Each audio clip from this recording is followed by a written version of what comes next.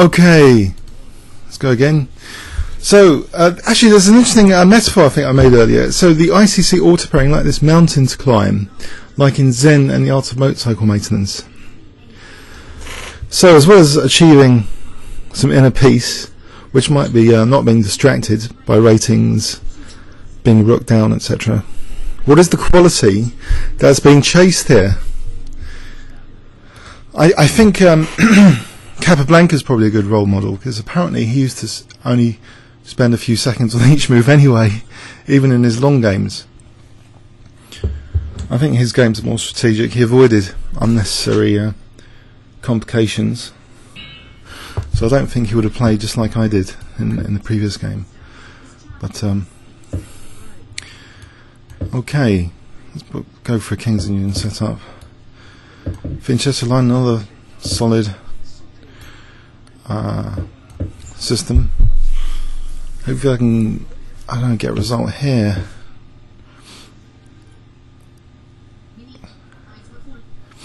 So sunlen. What's his stats? He's not been too high, I think. He's been up to 2193 peak on the 5 minute. On the Blitz, 2283. So statistically should be beatable, but let's focus on the position now. So B4, maybe not E6.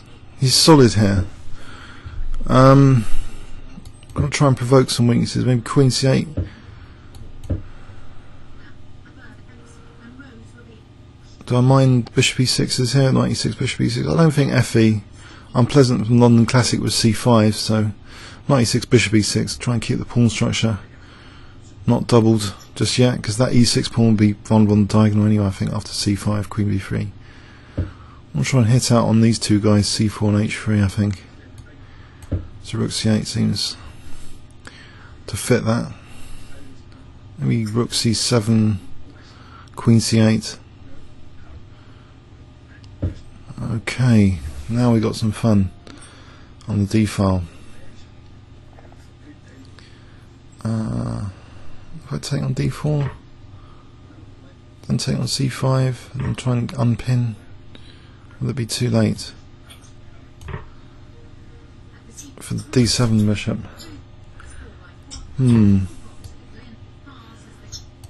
Queen E8. Oh, there's E5 and Rook B7, Bishop B7. This is not too hot. Oh, what am I doing?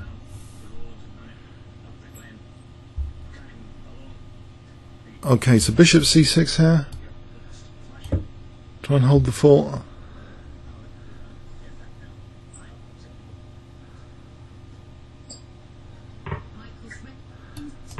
Doesn't matter about double pawns. That would be the least of my worries, visual issues. One of like real issues, exploitable issues to worry about. What's that? TV's annoying me. So okay. Okay, Queen E5 looks as though I'm back in the game, because it looks nice and central. I've given them a fake weakness to chase this F6. I think F5 is pretty good, potentially. Position seems a bit transformed. Maybe King G7 could be handy. Try and provoke F4 for some more weaknesses. Rook E7. What about a Rook E7? Then F4 would win the queen, actually. Maybe to be avoided. Does Queen here? Queen E7 or Queen H5? That's the question. Queen E7. Keep grip on F6, just in case it is a weakness. Can I just get the rooks off and try and play that position, Queen and Bishop, with that structure? There's some targets here, A2, C5. Get the rooks off. Mind you, he's going to allow that. He's going to play CD. So he's still got a big bind on the position. What has changed? Why would I be more optimistic than before? F5, then there's Queen E1, there's E5, there's always E5. But then Bishop G2 and Rook C5 now, so I think F5 might be playable. Giving him the 7th rank though is dangerous with rook d7s after that.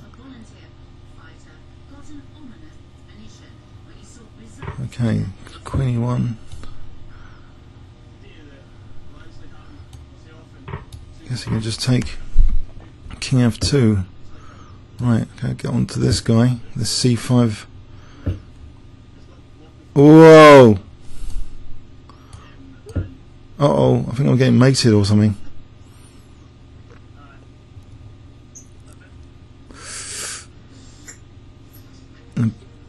Well, not too hot. If he wins f7, unless g5 and king g6. Getting weaving and mating there.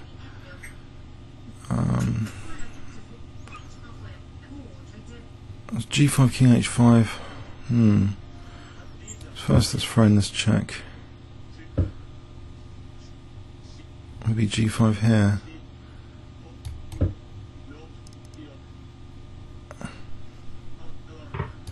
Doesn't look too healthy, this.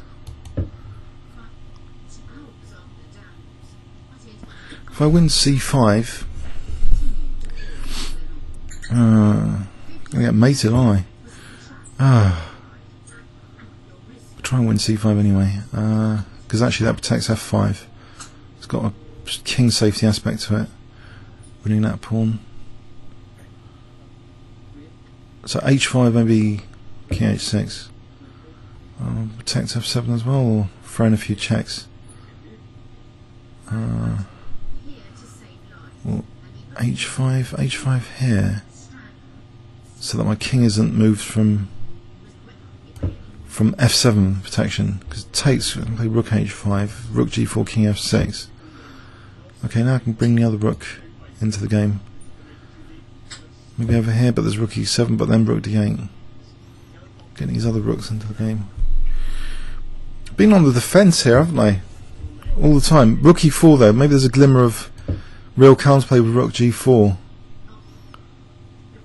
Rook g4, rook g4, then rook c4, try and win h4. If I can, rook g8 now is a big threat. Now, okay, can I play check? Try and win the f3 rook. Is it a big deal winning the f3 rook? He's going to play rook d3.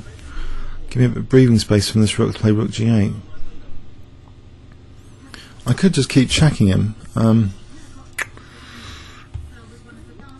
Otherwise, this rook g8, king h7, this rook g7, this pawn would be massive. So let's hold on a sec. Let's just agree a draw here and just go on to the next game. I think.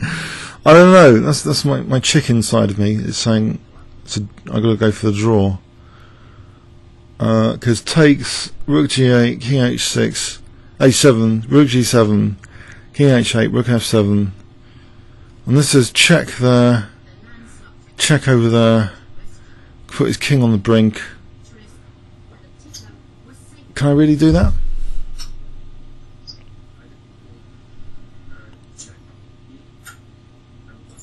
Or couldn't I just take on f3, take on h4, allow the check to play king f5?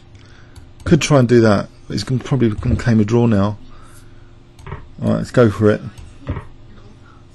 So there's king f5 made possible. So all of a sudden, I'm a pawn up or something. I'm a pawn up after all that. This g6 though looks exceptionally dangerous still. Or is it? Is it after that move? Because now I can take and play king e7 if f7. Has he messed up? Put his king back in the box. One row down. Okay. Try and win some pawns.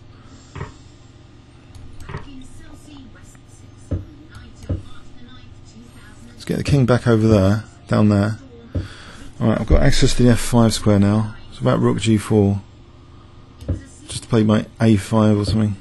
Nope. Well, he's only got 10 seconds to finish me off here. So I think I'll start marching my pawns. Okay, so a4 here, f6. I can just, I don't know, take on f6. I can take on f6. What is he doing? He's wasting time with this.